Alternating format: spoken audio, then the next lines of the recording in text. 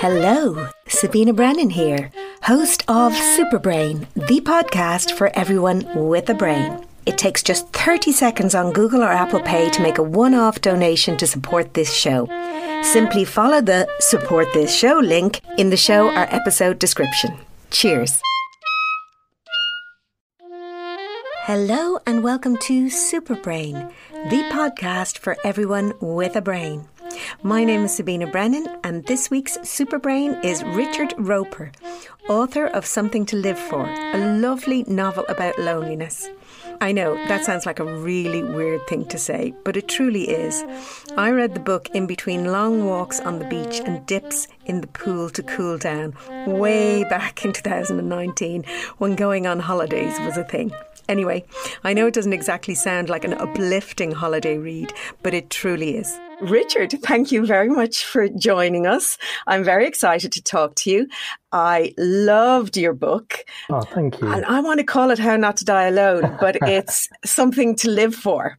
And that's probably actually a good place to start, the book with two titles.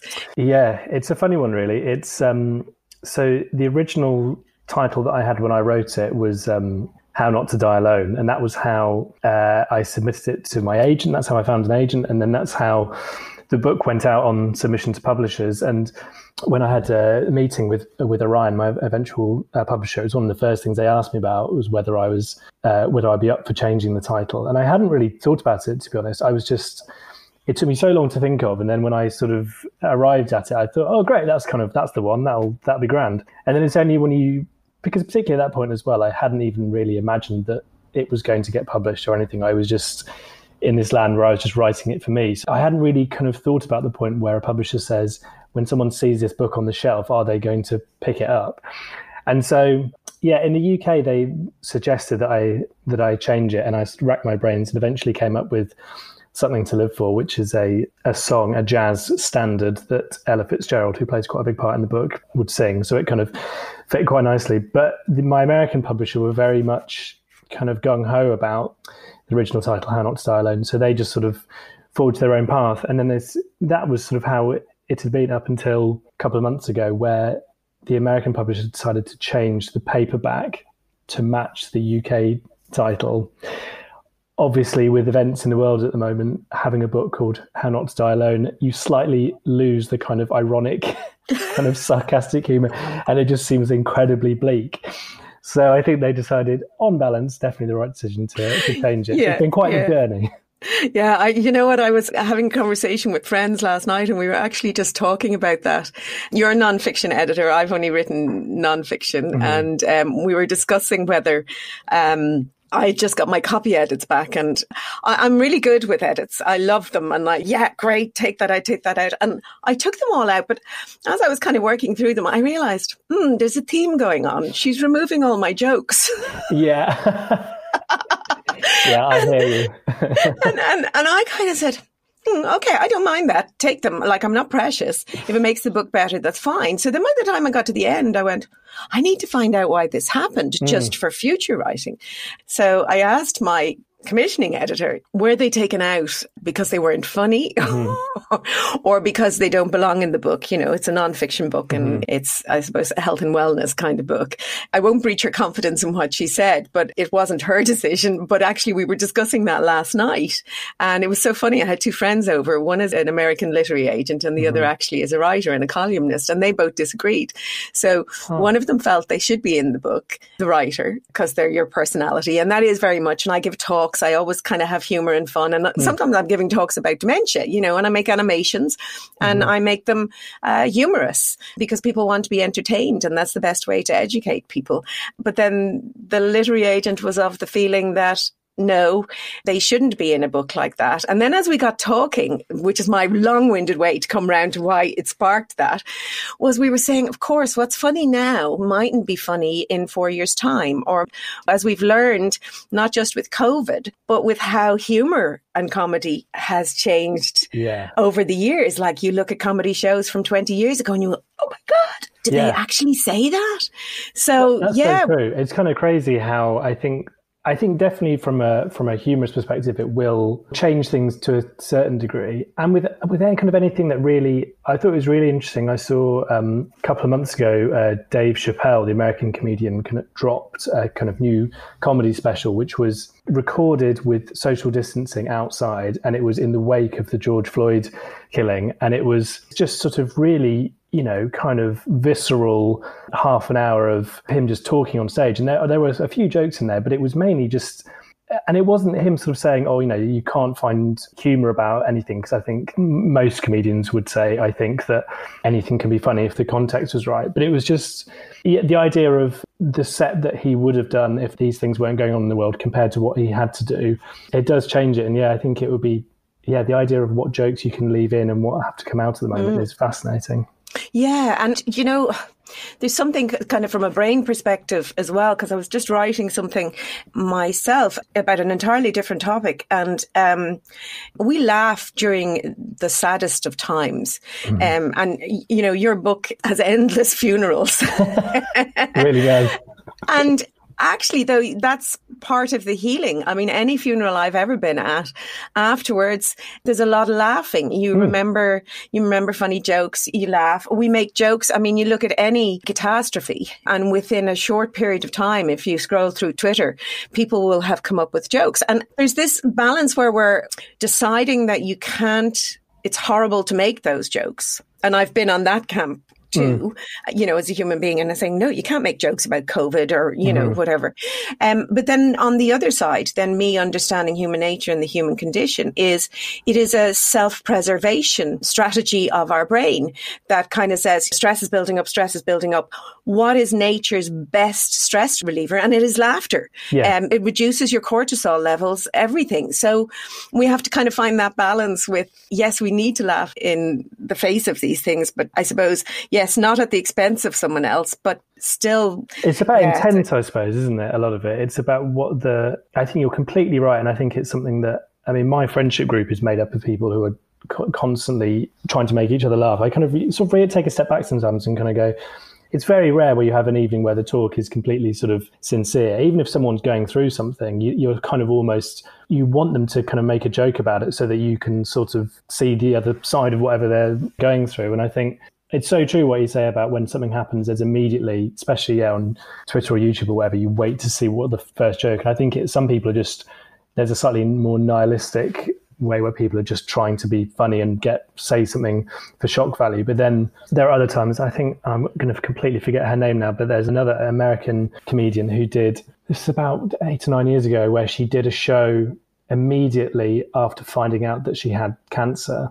Okay. It's an absolutely incredible half an hour of stand-up where she's just sort of talking to the audience about this information that she's just learned and being hysterically funny about it. And the crowd don't really know what to do. But by the end of it, they're kind of spellbound, but also laughing. And you can see that it's her helping kind of herself understand it through the medium of being funny about it and going really dark and then being sincere. And it's what we do to kind of to get through things, I think. Yeah. And I'm sure it was really cathartic for her. Yeah. I kind of find that I have a dark sense of humor, and for me, it helps. And I think, interestingly, I like to always look at the acknowledgements on people's books. Acknowledgements and dedications tell a huge amount. Your acknowledgements, I was so envious in a way, because it's interesting. Your book really is about loneliness and relationships, and it's wonderfully done, and we'll come back to that more. But then I look at your acknowledgements page, and you have so many friends. No.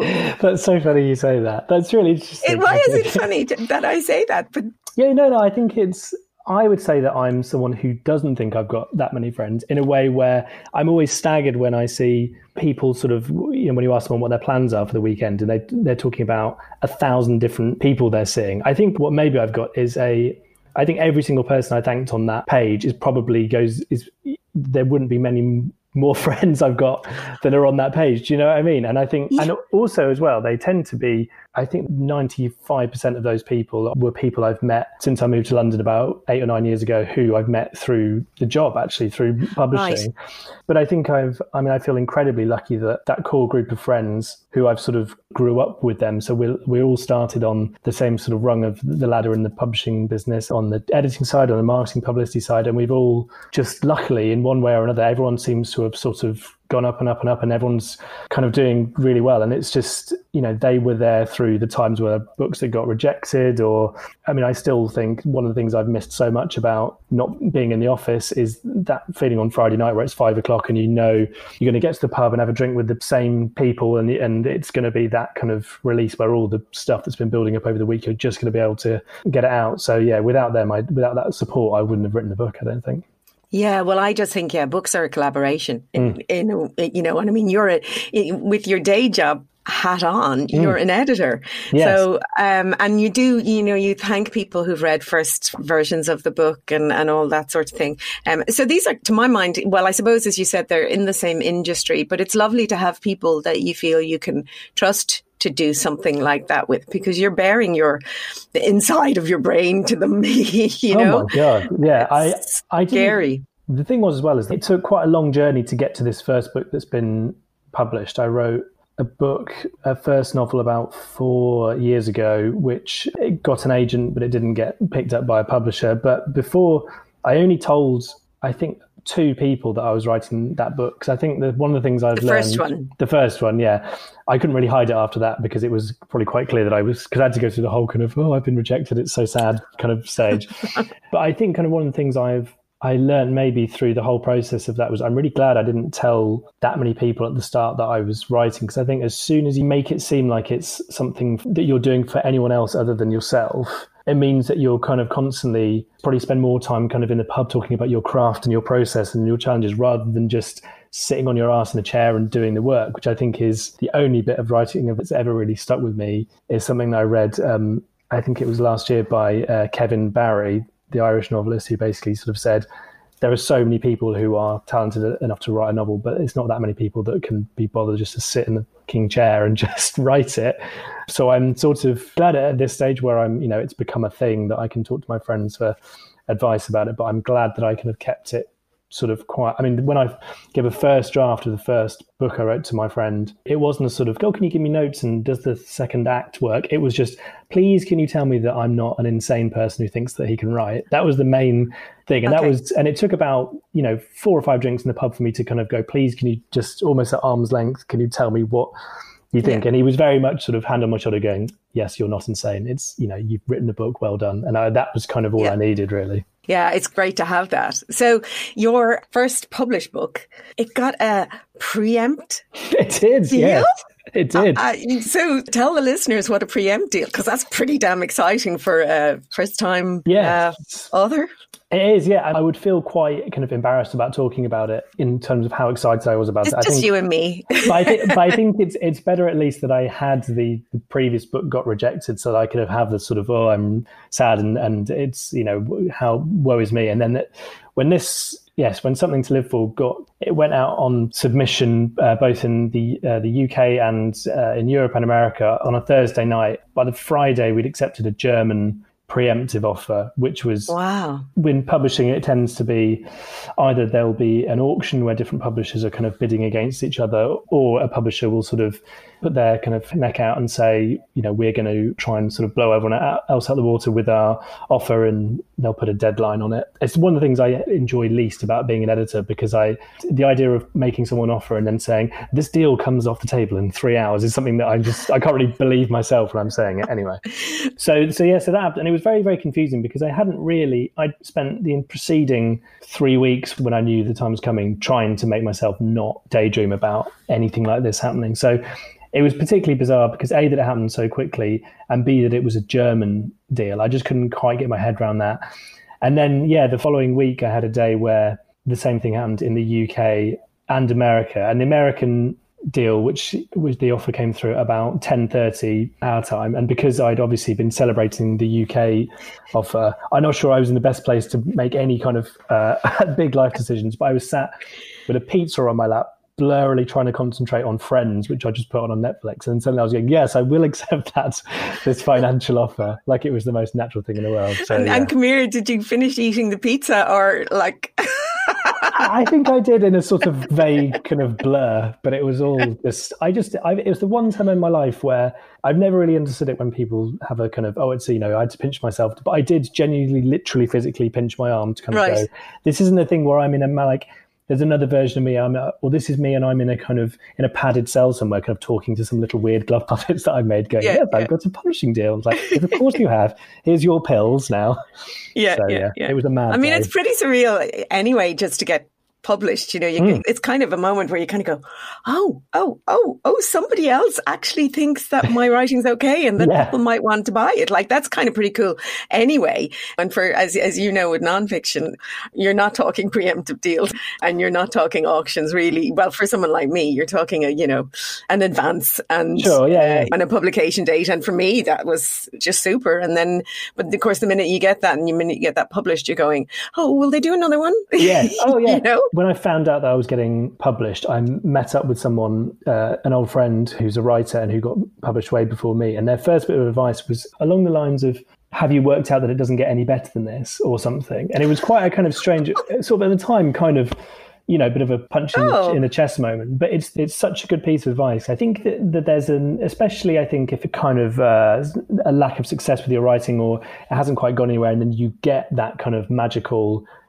this City Give Me a Published Writer. I think there's part of you that thinks I will now exist on a sort of higher plane of happiness where because I've achieved this goal, everything will just be sort of kind of brilliant and you're walking down the street and people sort of move out of the way and the bus that splashes someone else doesn't splash you. But it's bollocks. You'll then, you've got I was exactly the same as you. I was sort of thinking, is it going to sell when I want, will it get terrible reviews and all of this? And I think what I managed to do was to kind of take a few steps back and just really let myself feel kind of proud and pleased about just the moment of getting that far. I'm very sort of lucky that I've got all these people, these gurus giving me good advice. But someone said, you should keep a folder in your emails of basically nice emails that people are sending you at the moment, which particularly because I work in publishing and I'd not told anyone that I was writing apart from a couple of people. So the weirdest thing was that they all found out about it because a scout report from America kind of said, oh yes, this book has been. And so luckily I wasn't in the office that day, but I suddenly had all these emails from people going, what is this? Was that you? Real? Is this you?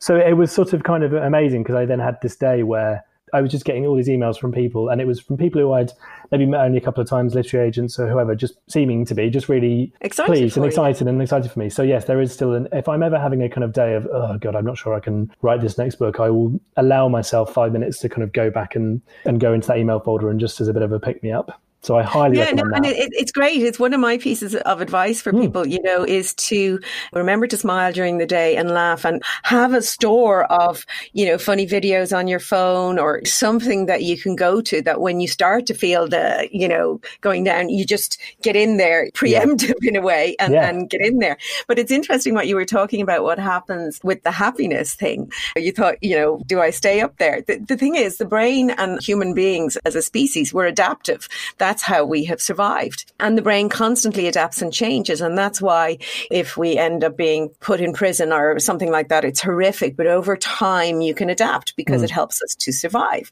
But the thing is, the same happens with happiness levels. You adapt and that kind of becomes your new norm, you know. And I suppose then that really good advice is enjoy the moment, live in the moment and make the most of that. But it is hard to not sometimes, like I have to try and rein myself in. Yeah, you're going, oh yeah, that's okay. But what if, and you're already downing on yourself. Anyway, your book, something that I'm actually very passionate about, something that I write about and give talks about is loneliness. And explain what happens in the brain when we become lonely and socially isolated. And I suppose in ways to help people not get lonely and understand what their feelings are about. And I think I did a booster shot on this show about it already. But your book is in a way about loneliness and about Andrew, who's a lovely character, really nice. And I mean that nice in the nicest possible way. Do you know what I mean? Yeah, He's just a genuinely, yeah. Nice. Sometimes I always remember, I think it was a Madonna interview, one of those where they followed her on tour and someone came in and said nice. And she said, nice? But I mean it. I know what you mean. It can sound like a bit like an insult sometimes. Like it's a bit like an insult, but or something. Yeah, but I mean, I'm not misinterpreting him. He is just kind of a nice guy. But I'm conscious of not giving too much of the book away because it is, in a way, a little bit of a mystery. It's a study of human condition. And actually, when I was doing a bit of research on you and reading some previous reviews, I discovered apparently there's, I don't know whether it's a genre, uplit. Oh, yeah, uplits, yes. Yeah, it's a funny one that I'd never heard of it until. Oh, how'd you know? I think until I was having conversations with my publisher about sort of what market they saw it for or whatever. And I think from my understanding, I mean, it's one of those things where, as you'll definitely know, publishing is an industry where there are these sort of buzzwords and they exist for about 6 months and then everyone kind of forgets about it. But I think they're kind of shorthand so that people know what they're talking about. And our brain likes those things. It allows us categorize something. It's like this. And actually, which I thought, sorry, if I was you, I would have been very pleased. I think it was an Irish Times review I read, and it spoke about your book in the same sentence as Eleanor Oliphant is perfectly fine. And another book that I loved. Yeah, I nice. think as a kind of category, it's funny really, because I think it sort of came about, I suppose, from how I feel about it. It was a few years ago where things at the time seemed to be at rock bottom in the world in terms of politics and everything kind of that was going on. I mean, hilariously naive to think that we thought that was going to be rock bottom 3 years ago, but there we go. Yeah. But sort of it was, I think, probably I don't know, there was just a sense that people thought people aren't going to want to read about, if you have a book that's being pitched as, here's a book about loneliness, you're probably thinking, well, do I really want to read that? Whereas having this kind of catch-all term for books that take on kind of serious topics, but ultimately try and show you a way to the other side, kind of show you the light, it's a good way of kind of categorizing it, that, I think. So, yeah, I think it works, definitely. Yeah, and there is lots of lovely humour in the book. And a guest in another episode of this season of the show is Anna McPartlin. She writes about death. But really humorously, there's always, and as she said, as she said in that episode, she said, I'm writing another book, and her friends will say, well, who are you going to kill this time, and it's very much Irish humour in her book around them. But it's great ways to get at, again, it's using humour around serious stuff, and it gets you thinking without having you to feel very morbid about something. And certainly for me, for somebody who is actually advocating that we need to treat social isolation as a health issue because it's as bad for your health as smoking and obesity and not for the reasons in this book where people die alone. It is just for while you're living alone, what it does to you. Anything that sort of shines a light on that is always going to help. And particularly if it's through something that entertains people. And Anne Griffin, actually, similarly, it's a kind of a theme that comes up. Her book, When All Is Said, hers is an 84-year-old man. And interestingly, she was saying a lot of people, when they spoke to her about the book, didn't actually ask her questions about loneliness, which was rather interesting. But she was kind of a bit cross because she wanted to write features about it. She wanted to kind of highlight it. But it's kind of interesting. Now, her book wasn't really a humorous book. It's an excellent book, though, as well. And funny parallel in it. In her book, her main character deals with the loss of loved ones, people who have died on him, by talking to them. He talks to them in his head and he has conversations with them and stays connected to them. And that's kind of the link I see here with this book, because Andrew, not giving away too much because we learned pretty early on that Andrew has a wife, Diane, and 2 kids, but he lives alone. And essentially he has really created this family that actually really, in a way, is a human ploy to avoid loneliness. Yes. Yeah, I think it's funny really. It's only when I look back on the book and the writing of it that I've realized how much of that really came from me and sort of, I feel like I should definitely point out that I'm not the same as Andrew, but there are definite, I had... So those friends that you acknowledge? Just all fictional, just Steve, John, these guys all around me now.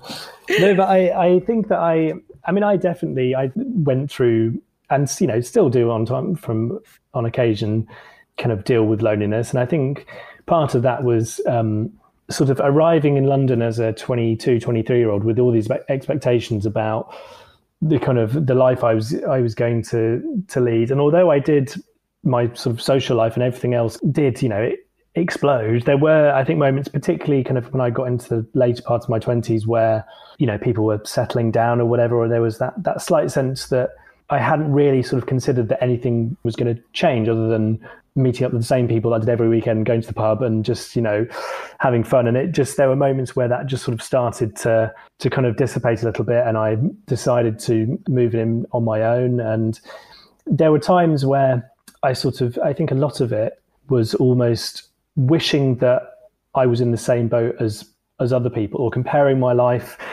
to other people, particularly with, I got into a real thing of just being on social media and Instagram and just seeing people with, at the time, not realizing their kind of heavily curated lives where they're sort of showing what a fantastic, happy, brilliant time they're having. And I think that there'd be sort of those occasions where you sort of think, oh, I wish I could be leaving a party to go to another friend's house or a kind of partner's house or whatever.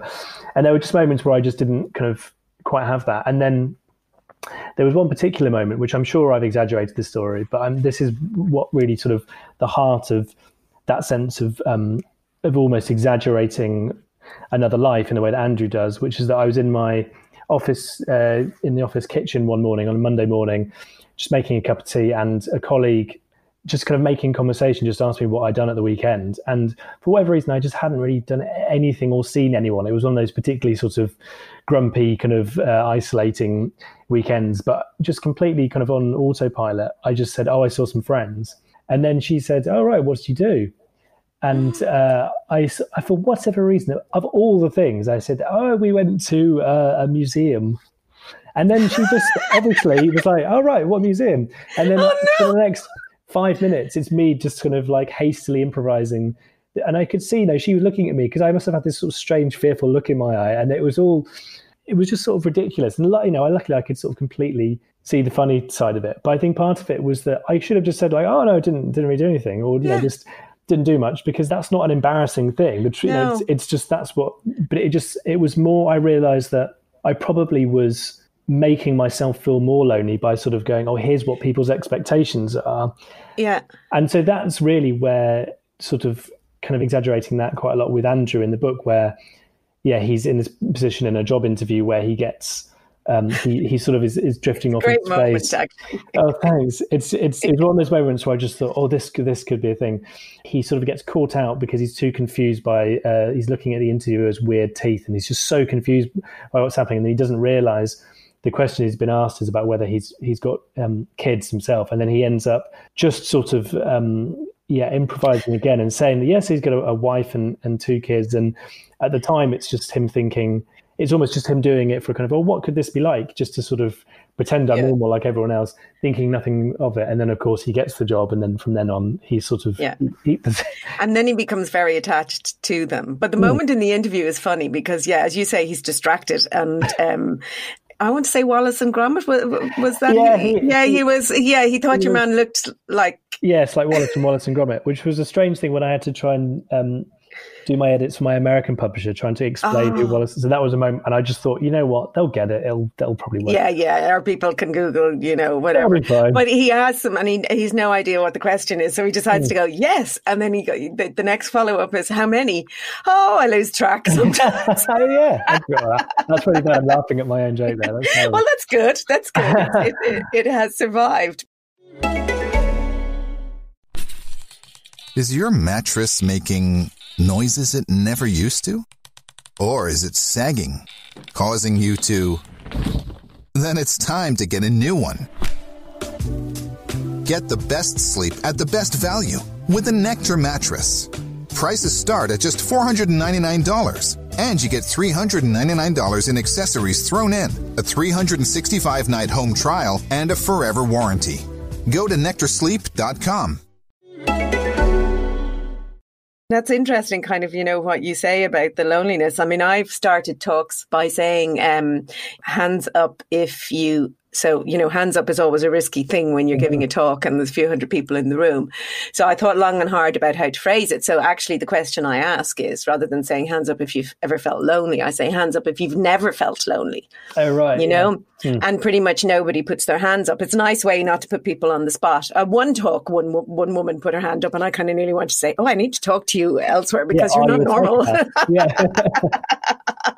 So it just gets the point across that loneliness is perfectly normal. And the thing is, probably if you go back to that moment in the kitchen, that actually could have been a moment to really address your loneliness by if you had literally just said, you know what, I did nothing. It was a pretty boring weekend. The person who asked you may have turned around and says, oh God, feck, me too. Yeah. The longest weekend. And then you might have actually even said, well, you know what, you share a moment and it's the start of a friendship. Whereas you push people apart when you are less honest. That's one of the reasons I really value honesty, because I think you've kind of really got nothing to lose apart from moments, I suppose, where it's to do with jobs and, you really don't want to do what you did when you were a child.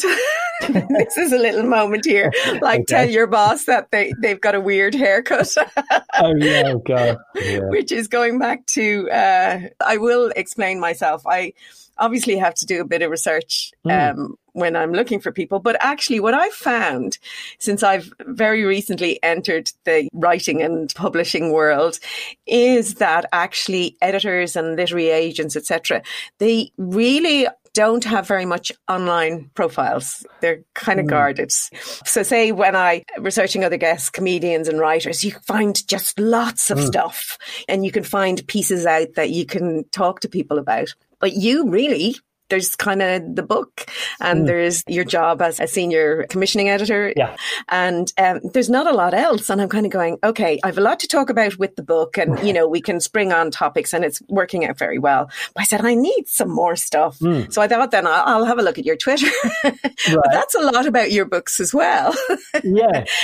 But I did find some lovely moments and your book is dedicated to your mum and dad, which is really sweet. And as a mum myself, that would be lovely to have that.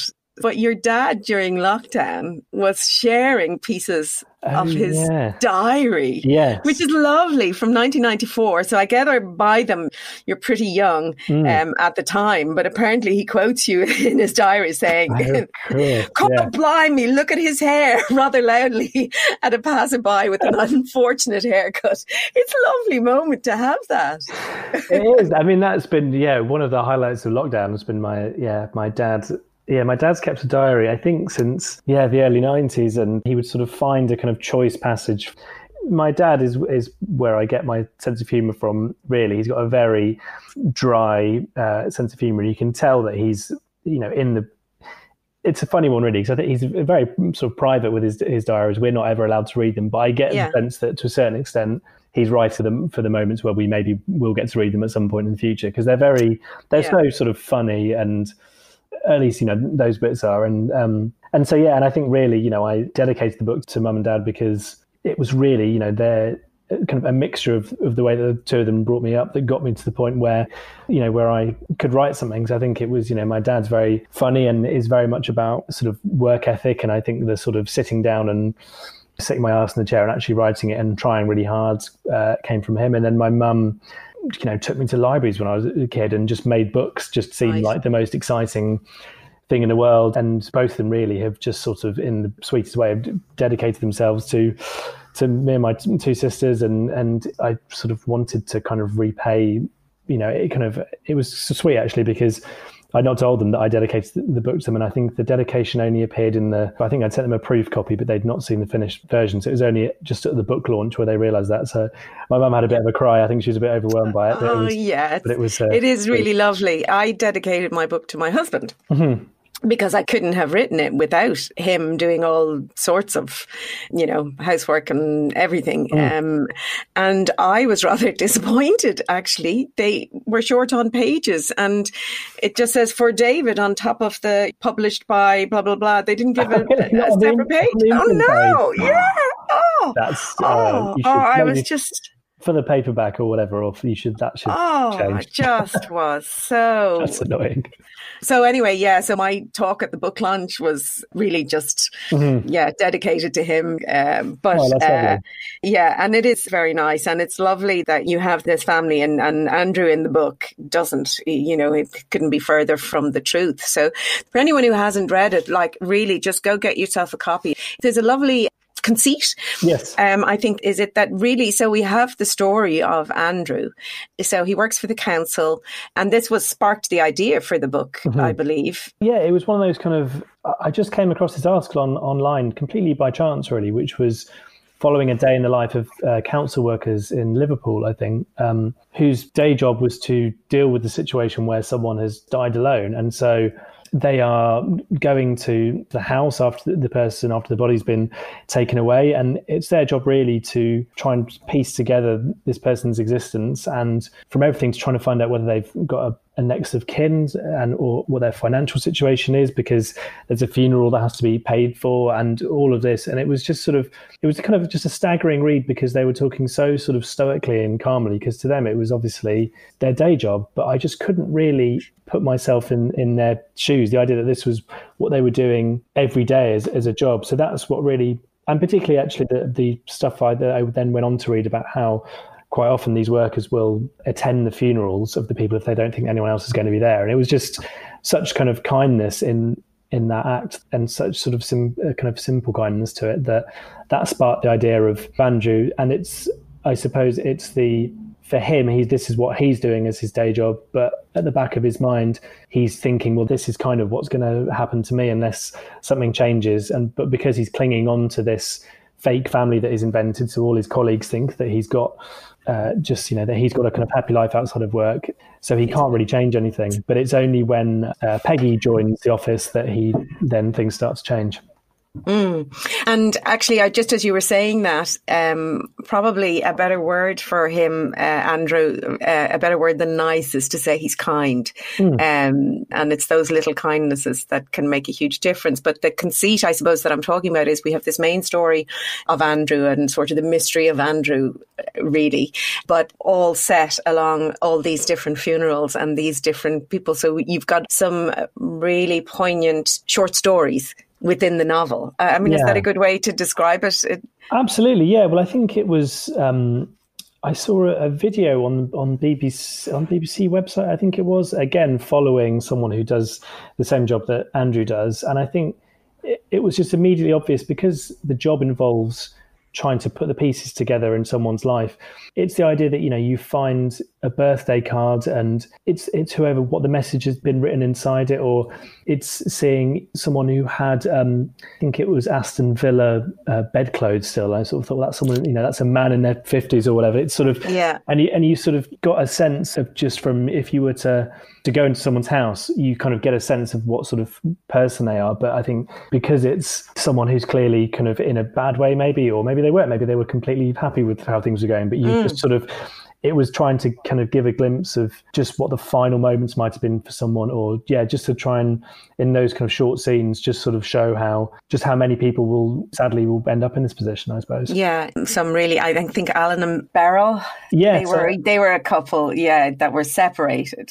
Yeah, so that's one of the stories where it's quite an intriguing situation that Andrew and his colleague Peggy come across, where there's a house where it's full of these little carvings of wooden ducks, and they're just everywhere. And that it's such a kind of unusual thing that they find a photo where it's the person, Alan, who's died, and it's a photo with him and someone called Beryl, and they're in a bookshop in northeast of England called Barter Books, which is a real bookshop and just the most amazing place. I'd absolutely advise everyone to go there.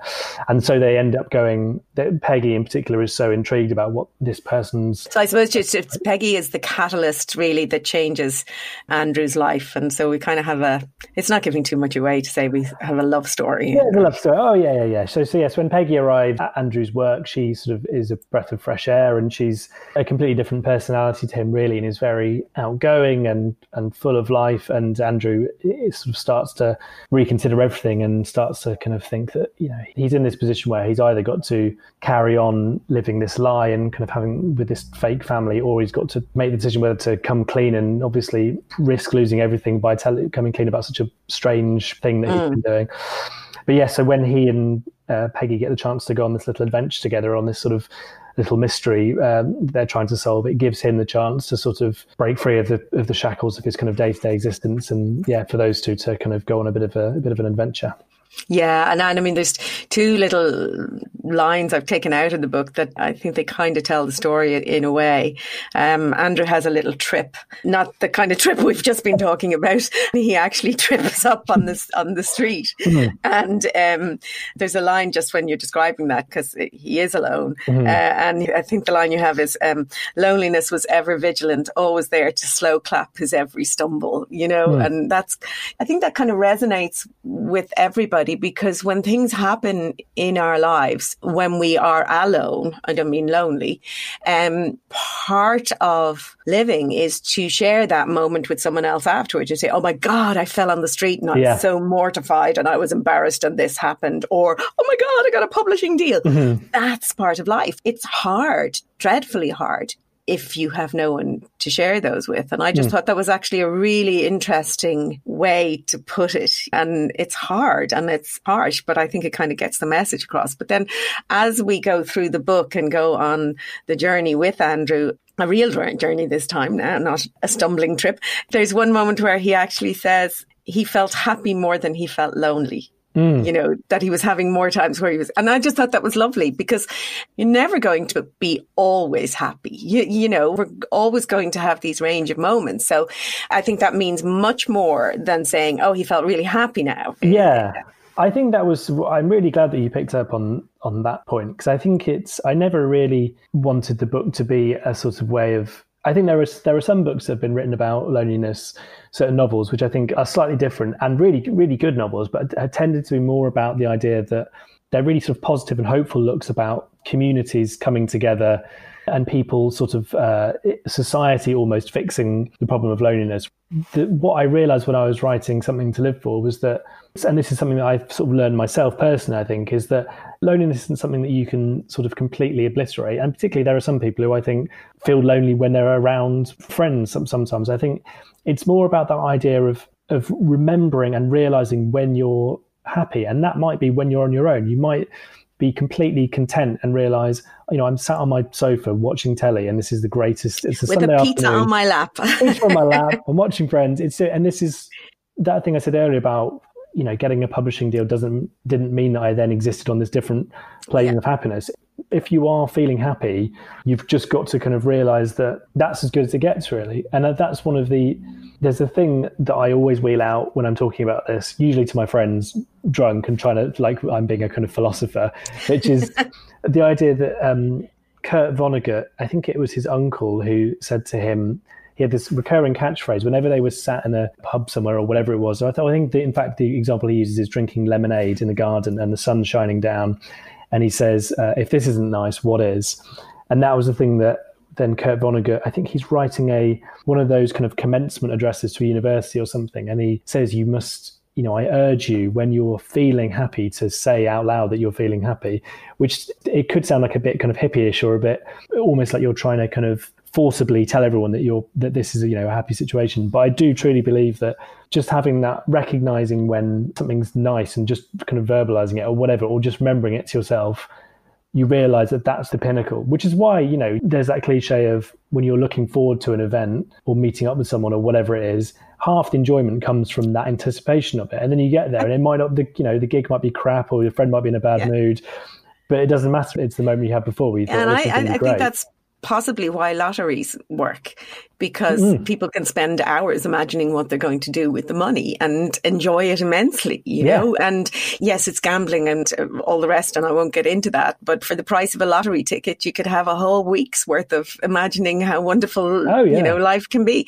But there's a couple of things I want to pick up there on what you just said. And if you don't mind, I'm actually going to rob that little suggestion for some of my talks actually about being happy, because do. Yeah, I will, because the thing is, so you said there, say it out loud. I'm happy, remind yourself that you are happy, because the thing is, our brain has a negativity bias. And that again is just adaptive to help us survive.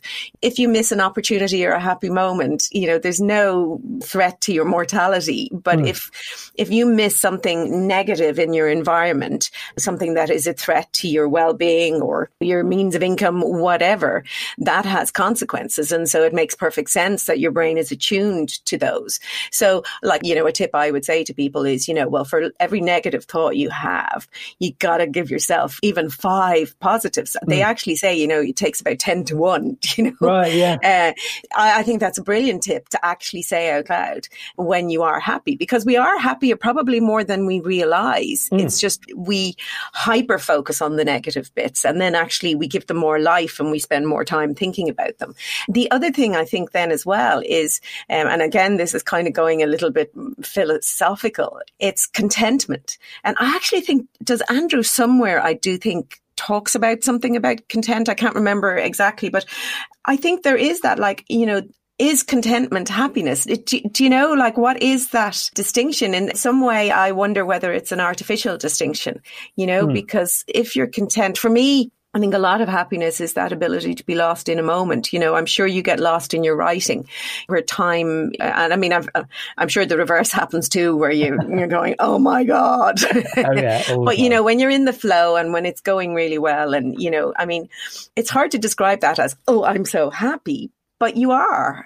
Yeah, I think definitely those are it's my favorite part really of the whole kind of writing process, really. You almost know what kind of a writing day you're going to have when you start in the morning. It's very hard. I find it quite hard to sort of shake off if I sort of sit down and think I'm not really feeling it today. Occasionally I just have to give myself permission to kind of go, don't try today, because it will just be a sort of a slog. And if it feels like a slog when you're writing, then that's how it's going to feel to read it as well. But in the best moments when it's going well, I always liken it to the idea that it feels a bit like when you're walking down the street and it's an incredibly busy street, but for whatever reason, just at the right moments, people are just moving out of the way, or the lights go green and you can walk across the road, or whatever it is. And it's not the lights go green and you walk across the road. That'd be a terrible thing. But the green man happens to walk, and that's the one. But it's just that everything suddenly just feels kind of right. And that's, when you completely get lost in it, and the kind of the ideas that flow. And that's really is as good as it gets. You're never going to get to a point where you kind of go, this is what a brilliant line this is. Or, and in fact, the bits where I kind of, if I've ever thought like, oh, what a great line that is, they're the ones that comes out. My end is sort of going, where does this weird thing come from? And I'm just thinking, I was so pleased with myself at the time. But it's out of the moment, I think. It's in the flow. And, I've talked about this several times on the show, that we don't give our brains enough credit. You put the information in, it knows where you want to go. Those days where you sit down, it hasn't actually really figured out the problem yet, and it will figure that out when you're not working on it, when you're asleep at night, or when you're doing something else, chilling out. It's still clicking away, making those connections, figuring out the solution to that problem. And then the days where you say like that, everybody moves out of the way. It's almost like I'm envisaging Moses parting, or whoever parted the waters, it's kind of like that. And that's just the flow. Your brain has the answer. Yeah, I've definitely had those moments where I've been trying to write something in the evening and it just hasn't kind of worked. And then if I kind of have a rare good night's sleep, more often than not, I'll wake up in the morning and it's all, my brain's obviously been working away in the background. And then suddenly I kind of think, oh, well, obviously here's the solution to that plot hole or whatever it is. So yeah. No, it does. And we know the kind of activity. So actually it really is, if you want to improve your writing, actually prioritize sleep. Like that, if you're struggling with the problem, sometimes just step back from it and tell your brain and help figure it out.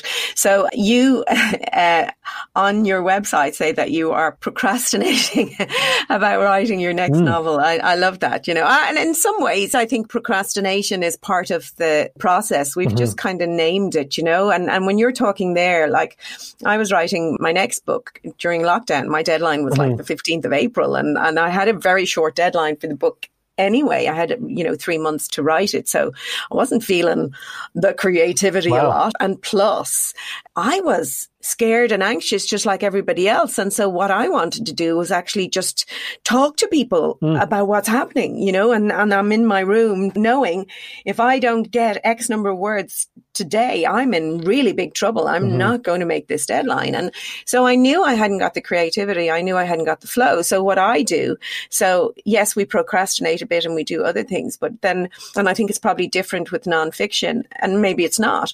I do the stuff that doesn't necessarily need creativity or as much focus. So I wrote this book very differently to how I wrote the previous book, which was very much, I didn't leave a paragraph till I was finished it. This time, actually, what I did was I did all the research for each of the chapters. You know, I knew my outline, did my research, wrote down in the most horrible English, this is what I need to tell the readers in this chapter. You know, these are the facts, these are the facts. So then when I eventually did get into the flow, I have the skeleton sort of my book. Now I need to explain that neuroscience in an easy way, and I need to put my anecdotes in and create a story and move them around. So at least that meant I was able to do that work ethic thing. You know, they can put on my gravestone, you know, she works hard and at least she's a trier. Do you know, that kind of way? I will always work very hard. Sometimes you work very hard with little result, but I do think that's important. And any good writer you talk to will always say you got to show up to the page. And so for me, that's kind of how I get around it. Anyway, can you talk about what your next book is about, or is that under wraps? No, and you have a deal already? And yes, well, it was a 2-book deal. So this one was under contract. So yeah, it's been a different process, because obviously the first book wasn't written to a deadline, but this one is. So it's been quite a kind of an unusual thing, I suppose. But what can I tell you? I will tell you that it is about 2 30-somethings meeting up for the first time since they had a big falling out about 15 years ago. And they're meeting up because they promised each other that they were going to walk the Thames Path when they were 30, from the source to the sea. But a lot has gone on in that time. So it's about them trying to figure out what's happened and talk to each other about what's gone wrong. Wow, that's really nice premise. And I'm presuming, no, I'm wrong. You should never presume, but something personal in there, drawing on your own life? Well, I think writers always draw on their own life. Yeah, I think with Something to Live For, I almost did it self-consciously. And it seems ridiculous to say that, because it does, I think it's very, it's so clearly about kind of stuff I've been through, kind of feeling, you know, with loneliness and whatever. But with this second book, it's more about me kind of picking and choosing sort of different things and thinking, oh, that will make a good scene, that thing that happened to me, rather than it being a kind of letter to myself to tell me to, you know, to change my life or whatever. This is more sort of a drawing on personal experiences. I mean, it's funny because when I've told people about it, immediately they've said, oh, that'll be about you and so then. And it's the more you say, no, it's not, the more people kind of say that it is. So I'm trying to work out how to talk about it without it seeming like... So there we go. Yeah, but I think it sounds like a fab idea. You know, it's a way of exploring life and themes. Yeah, and friendship and sort of the idea of looking back on friendships you've had and trying to work out whether in hindsight, whether you would have done things differently, and how much you grow as a person between, you know, those formative years when you start making friends in your teenage years, and it's almost, you know, the kind of the best friends that you make there, it's almost the same as, you know, first love. It's that kind of thing where you find your people and you find the sort of person that you're going to be. And it's the idea of, certainly, you know, when I hit 30 a few years ago, it's that kind of age where you sort of kind of go, you start looking back with a bit of hindsight about at school and university in those kind of years, and sort of think, what would I have done differently if I knew what I did now, or kind of my personality had changed? My personality then was the same as it is now, or whatever. So yeah, it's going all right, but I am enjoying procrastinating at the moment, as I say. But 30 is an interesting one. I remember really being kind of 30 being a big one, you know, kind of going, oh God, I'm going to be 30. Now, I married young and I had 2 kids when I turned 30. So I kind of had that reverse thing. Like, you know, I stopped being me, you know, that sounds really weird, but 30 is really young.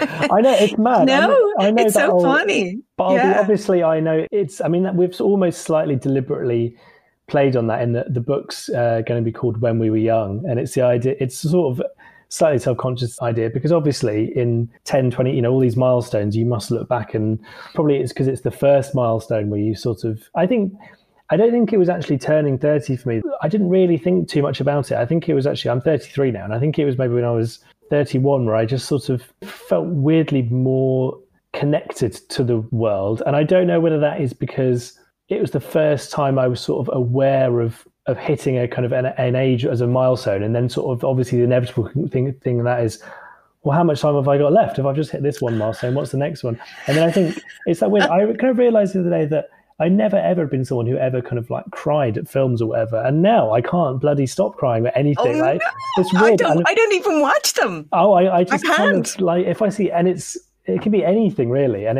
I think part of it is sort of, it must be some weird part of my brain sort of going, oh, you're gonna die one day, everything's so sad.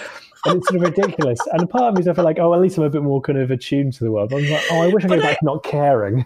Yeah, well, I was a lot older when I kind of had that moment, because for me, the moment in a way, well, actually, I had a moment when I was 30, around 30, probably actually around the age you are now, where my mother-in-law, her own mother had died very young, and she had a friend who was kind of like a surrogate mother, you know, but that friend turned 90. My mother-in-law was about 60 at the time. Mm-hmm. I was about 30. So, you know, we had that gap. And on wishing the older woman, the 90-year-old, happy birthday, she asked her, had she any regrets? And she said, I do, Mary, and it's a big one.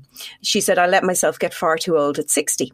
And that stuck with me. That was one of my aha moments in my life, because I kind of went, oh, at 60, she had my whole life left to live. Yeah. And I'm only 30. And it just, yeah, it put it in context, made me become a bit more conscious about my living. Mm-hmm. And actually, since turning 50, you kind of go, I've lived more than I've left to live. So that really kind of gets the motors going, you know? So I think it's a positive. I think from a brain perspective, what's really interesting is what you're talking about. So teenage years, the teenage brain goes through incredible change. Okay. And connections are pruned out. And that's why teenagers are a species all of their own. The world becomes very confusing to them because some of the links and connections in their brain aren't there anymore. So some things just don't make sense anymore. And there's new things, but our brains don't fully mature. So in our teen years, our brain is about the size that it stays, but obviously it's crinkly, you know, so connections grow, etc. So it doesn't meet full maturity till about 25. And particularly in men, it can take a little longer. So that's why young men take an awful lot of risks. You know, their frontal lobes don't fully develop till they're 25. And your frontal lobe is that part of your brain that helps with decision making and assessing risks, etc. So they are dangerous years for young men, you know, because they will take risks with their own life. It's not just about not fearing their mortality. It's they don't actually have the capacity within their brain to do it properly. So I think it makes sense that kind of as you come to 30, you're starting to have a brain that's able to view the world in a different way. Plus then, unfortunately, here's the bad news. From about the age of 30 onwards, your brain starts to atrophy. So you start to lose some of your brain. Right. So one of the big pieces of advice that I give to people, so it's not good losing brain cells, but the really good thing is, you know, living your life to the full, sleeping, managing your stress, doing stuff that challenges your brain, like writing books and pushing yourself beyond your comfort zone is really important. You've got to keep learning. That then will allow you keep pace with that loss. So you can grow new brain cells, new neurons that actually allow you to maintain the size of your brain. Because if you lose brain cells and connections, you're going to lose functioning. And it's funny, what happens at around the age of 30 for a lot of people is you're done with university, you're in a job that you know how to do, you probably stop playing sport, you know, exercise is really important for your brain, and you stop doing a lot of the things that help your brain be enriched with connections. And so it's actually a really important stage in your life to realize, no, I've got to give myself challenges, and kind of writing books to a deadline is a pretty good challenge. But you mustn't forget the exercise as well, because that helps grow new neurons too. Yes. Oh, well, that's really interesting what you say that about what happens to the brain. And I'm glad to hear you say that, purely because that chimes a lot with the two main characters in the book about the point in their life now where they're starting to sort of kind of realize, you know, is this it? Should I be doing kind of other things? What, you know, and also being stuck in a mindset of what they'd been through as teenagers and kind of not really ever kind of taking the time to kind of see that they were different, how different they were then. So that's kind of, I feel glad that I can kind of go, I'll say to my editor, oh, this is all scientific.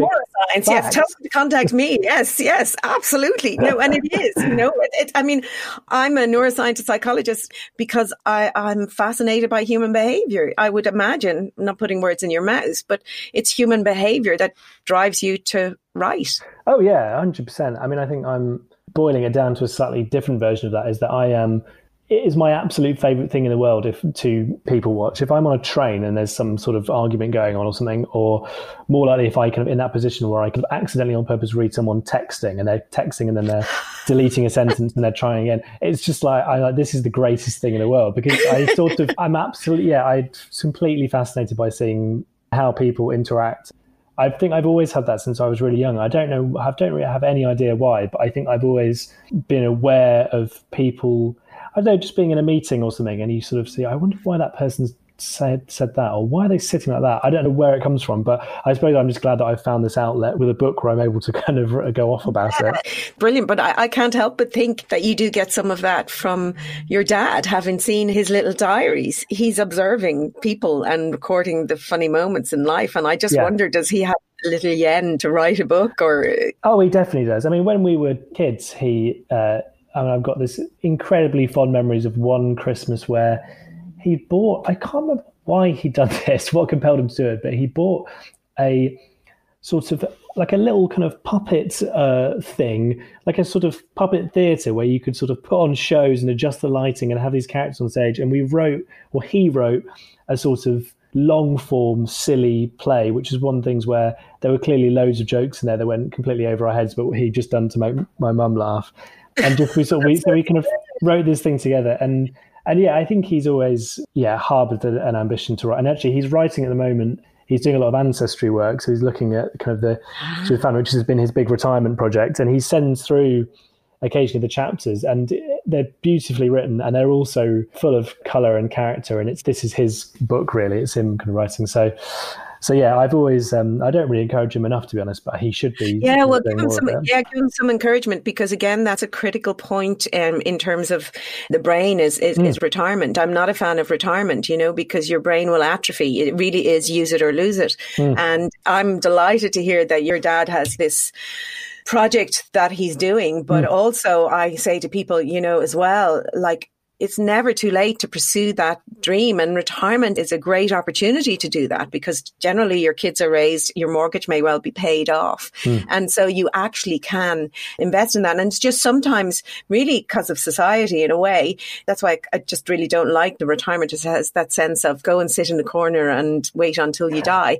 Yeah. And actually it's the moment where you should be grabbing life by the short and curlies. And I often say to people, go back to your teen years. What were your dreams? What did you imagine you would become? Because most of us don't. And say, well, are any of these things that I can pursue now? And no, it's never too late, and you're never too old. And with age comes incredible wisdom and experience. And when you think about it with your dad, like when I say to you, you give your brain the information and let it solve it. Your brain only has 30 years worth of experience to solve it. Like your dad's brain will have loads. So more. Yeah, it'd be great to kind of encourage him to go for it. And as you say, the joy is in writing a book and getting it finished. Whether it gets published or not is icing on the cake, but it's the process that is wonderful. Of course, you do want people to read it, but yes, I think when you go in something like that, I think having that mindset of, I just want to do this as a just like doing a jigsaw or something, just doing it for yourself and kind of enjoying that process of it. And then, obviously it's great if it does get published, but if you're writing something purely on the kind of, because your eyes light up at the idea of it kind of it being published and all of that, then you probably won't be focusing on the book itself, and you'll probably be bitterly disappointed in what kind of happens. So doing those projects just for the joy of doing them is the best way, I think. So, I usually ask people for one of their tips for surviving and thriving in life. A tip surviving and thriving in life? Oh, man.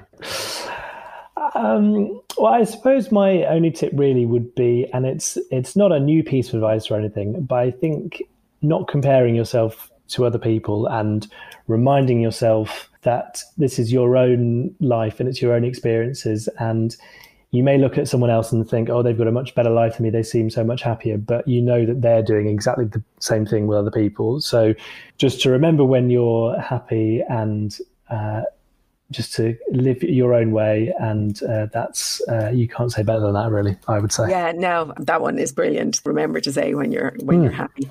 Well, Richard, it has been an absolute joy talking to you. I could have stayed here talking all morning, to be honest. And thank you for giving me so much of your time. Thanks so much. It's been so much fun. Thank you. Inspired by the premise of Richard's next book, I've decided to make Thursday's Super Brain Booster Shot about the teenage brain.